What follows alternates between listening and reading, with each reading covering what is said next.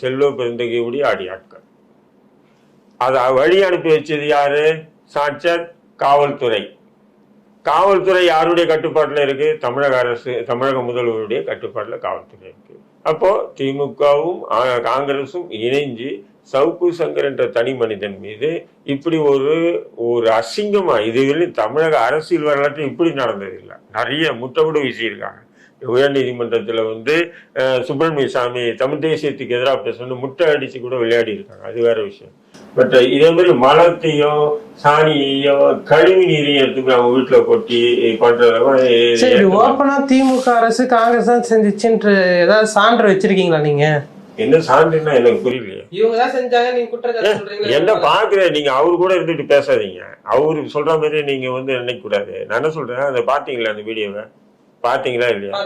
அது முழுக்க முழுக்க காங்கிரஸ் பெண்மணி தான் தலைமை தாங்கி கூப்பிட்டு வருது. அது அந்த பசங்களை கொஞ்சம் பேரை கூப்பிட்டு வர, அது எல்லாமே காங்கிரஸுடைய செல்வ பிறந்தகை கூட இருக்கக்கூடிய பெண்மணி ஆகும்.